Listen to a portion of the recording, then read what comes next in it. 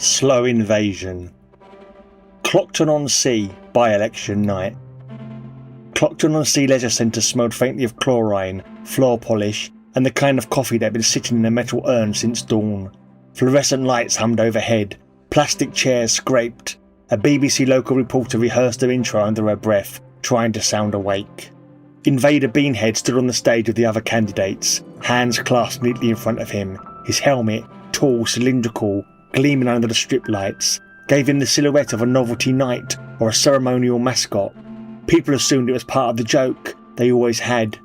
He was a familiar figure in modern British elections. He had stood in by-elections from Cornwall to Cumbria, from the Midlands to the Hebrides. Always the helmet, always the jokes, always the polite wave, always the same result. But Clockton-on-Sea was different. The incumbent MP stood 2 places to his right. Immaculate suit, neutral expression, eyes scanning for cameras. He had barely visited Clockton-on-Sea in 5 years, and Parliament even less. He treated the seat as a personal brand asset, a platform for his media ventures, his lifestyle products, his carefully curated persona. He was not silly, he was not a clown, he was a grifter with discipline, and the town was tired of him. Beanhead had become the unexpected favourite, not because of the helmet, not because of the jokes, but because he showed up. He had raised money for the pier repairs when the council couldn't. He had organised litter picks. He had helped the church digitise its archives. He had listened. His manifesto, pinned to notice boards across the town, mixed whimsy with sincerity. Synchronise all clocks in Clockton. GMT should shift to Clockton meantime, set by the church bell. Mandatory hat days. Replace the pier with a bigger pier. A community repair fund. A coastal erosion mitigation plan. A mental health support hub. Transparent expenses. Apprenticeship schemes.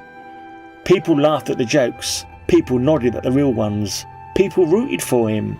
The hall was packed. The returning officer was shuffling papers at the lectern. The BBC reporter raised her microphone. Beanhead stood very still. He had learned that stillness made humans comfortable.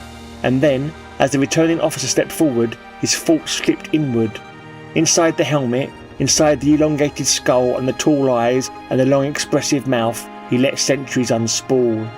The original plan, to infiltrate Europe's monarchies, to replace kings and queens, to seize the levers of civilization as it then existed, that had been the strategy.